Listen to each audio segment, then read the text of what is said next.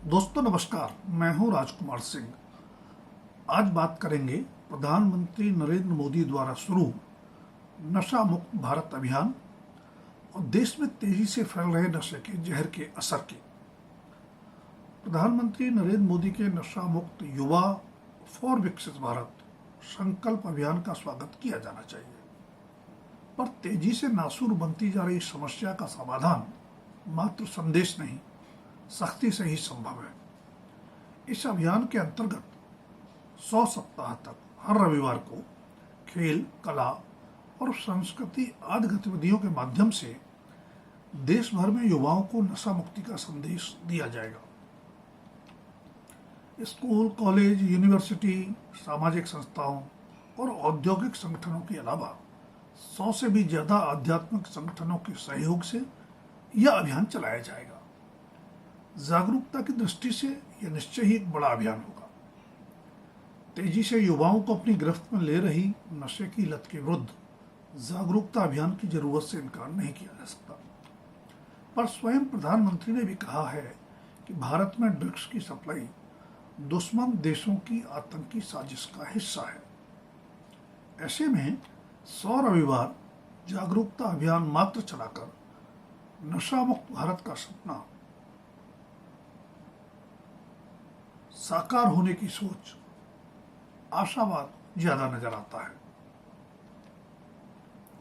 बेशक नशे की समस्या भारत में हाल फिलहाल पैदा नहीं हुई। कभी पूर्वोत्तर से शुरू यह लत सीमावर्ती पंजाब और पड़ोसी हरियाणा तक पहुंच चुकी है। इससे अछूता रहने का दावा तो शायद ही कोई राज्य कर पाए, क्योंकि गुजरात के बंदरगाहों तक पर बड़ी बड़ी खेप जब्त हुई हैं।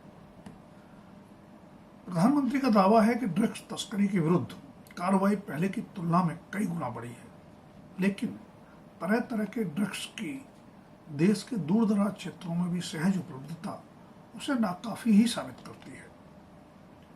यह तो खुला रहस्य है कि तमाम तरह का नशा सीमा पार से तस्करी होकर ही भारत आता है। भारत की भौगोलिक स्थिति के मद्देनजर यह काम दशकों से चल रहा है।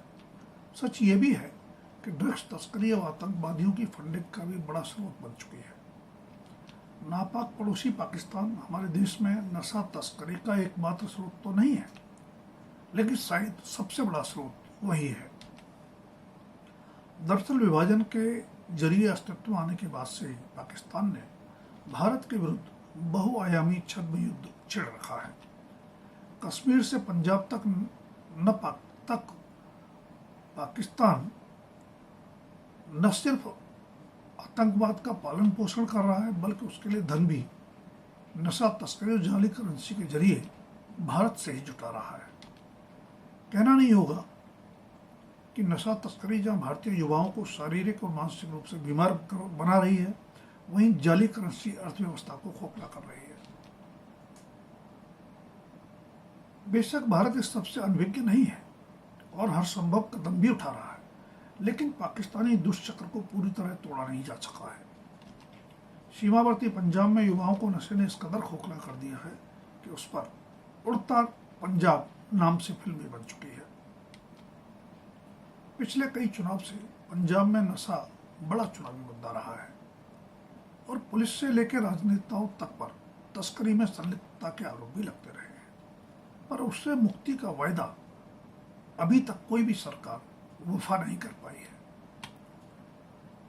युवा किसी भी देश का भविष्य होते हैं, फिर भारत तो है ही युवा आबादी बहुल देश। ऐसे में युवाओं के नशे के दलदल में फंसने का दुष्प्रभाव देश के वर्तमान ही नहीं भविष्य पर भी दूरगामी होगा। तमाम तरह के नशे जिस तेजी से भारतीय युवाओं को अपनी गिरफ्त में ले रहे हैं, उसके आंकड़े डरावने हैं, पर उस पर अपेक्षित चिंता सरकारों या उसकी एजेंसियों में नजर नहीं आती। भारत का संविधान मद्य निषेध की सोच रखता है, पर देश में 15 करोड़ से भी ज्यादा लोग शराब पीते हैं, जिसकी जायज बिक्री के एवज में सरकारें मोटा राजस्व वसूलती हैं और शराब की बोतल एवं दुकानों पर चेतावनी लिखवाकर अपने कर्तव्य की इतश्री समझ लेती हैं।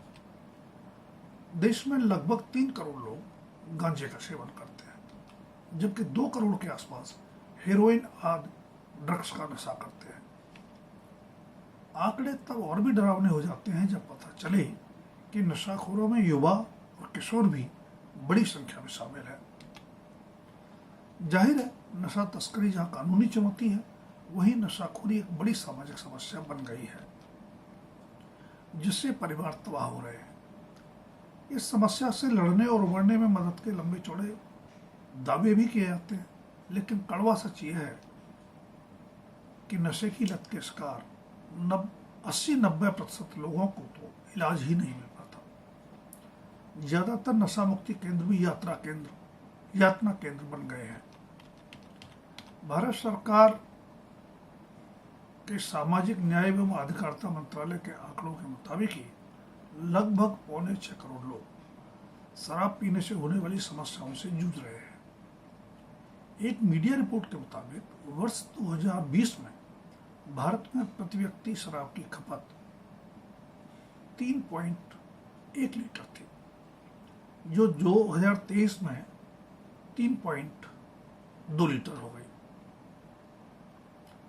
2020 में 3.1 लीटर थी, जो 2023 में 3.2 लीटर हो गई, और 2028 में इसके 3.4 लीटर हो जाने की संभावना है। भारत में 60 अरब अमेरिकी डॉलर तक पहुंच गया शराब का बाजार बताता है कि कारोबारी मोटा मुनाफा कमा रहे हैं और सरकारें भरपूर राजस्व वसूल कर रही हैं। अन्य ड्रग्स का कारोबार गैर कानूनी है, इसलिए उसकी बाबत ऐसे ठोस आंकड़े उपलब्ध नहीं है, लेकिन सभी जानते हैं कि चोरी छिपे बिकने वाली चीज मुंह मांगी कीमत पर ही मिलती है और उसके कारोबार से होने वाला मुनाफा भी अकूत होता है। तभी तो लोग ऐसे जोखिम भरे कारोबार में दांव लगाते हैं और पुलिस प्रशासन से लेकर खरीदारों तक अपना नेटवर्क बनाते हैं। ऐसे में नशाखोरी का मर्ज तेजी से नासूर ही बनता जा रहा है। वैसे तो इलाज की कोई ईमानदार कोशिश नजर आती नहीं, फिर भी सरकारी दावों पर भरोसा करें तो कहना पड़ेगा मर्ज बढ़ता गया ज्यों-ज्यों दवा की। पर अब तो मर्ज इलाज की हद से गुजर चुका है। अब इसकी शल्य चिकित्सा यानी ऑपरेशन ही हो सकता है, जिसके लिए सबसे पहले व्यवस्था यानी सिस्टम का ऑपरेशन करना होगा, क्योंकि बिना व्यवस्था के संरक्षण के ड्रग तस्करी सरीखा संगठित आपराधिक कारोबार भारत में फल फूल ही नहीं सकता था। पूर्वोत्तर से लेकर पंजाब तक राजनेता और पुलिस प्रशासन की संलिप्तता की चर्चाएं आम रही है, लेकिन इन खास लोगों की लगाम कसने का साहस अभी तक तो किसी ने नहीं दिखाया। अगर प्रधानमंत्री नरेंद्र मोदी नशे के विरुद्ध जागरूकता अभियान चलाने के साथ ही भ्रष्ट व्यवस्था की शल्य चिकित्सा भी कर पाए तो अवश्य नशा मुक्त भारत का सपना साकार हो सकता है। दोस्तों, अगर वीडियो पसंद आए तो लाइक, शेयर और सब्सक्राइब अवश्य करें। आपकी राय का भी रहेगा कमेंट बॉक्स में इंतजार। धन्यवाद। अभी के लिए इतना ही। जल्द फिर मिलेंगे किसी नए विषय के साथ।